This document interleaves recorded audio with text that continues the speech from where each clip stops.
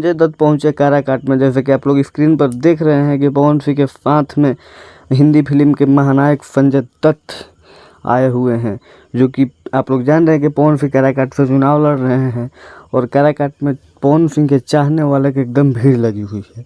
हर रोज़ सभा चल रही है, हर रोज़ पवन सिंह एक नए लोगों से मिल रहे हैं, एक नए पंचायत में, एक नए विधानसभा में जाकर पवन सिंह अपना बात रख रहे हैं और पवन सिंह के बात सभी लोग सुन रहे हैं।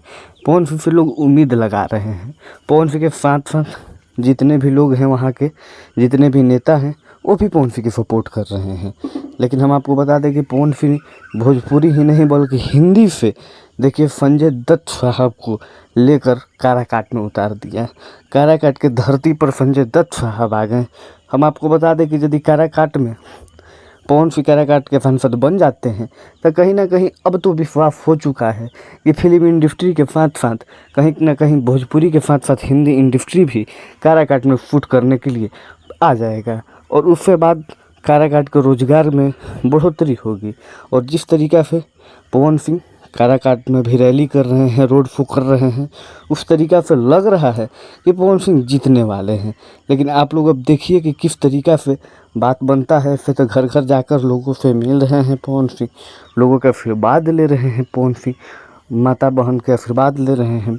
और अभी नॉमिनेशन के दिन तमाम कलाकार पहुँचे थे, अरविंद अकेला कल्लू और रितेश पांडे, गुंजन सिंह, नीलकमल सिंह, हर एक कलाकार को वहाँ पर इनवाइट किया गया था और सभी लोग पहुँचे थे।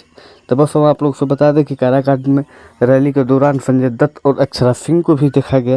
ये फ़ोटो जो है, ये फ़ोटो एडिट करके या जैसे भी चढ़ाया गया है, डाला गया है फेसबुक पर और यूट्यूब पर, लेकिन अभी तक ले कोई वीडियो क्लिप सामने नहीं आया है। जब से वीडियो क्लिप सामने नहीं आएगा तब से हमारा न्यूज़ चैनल इस चीज़ को पुष्टि नहीं करेगा।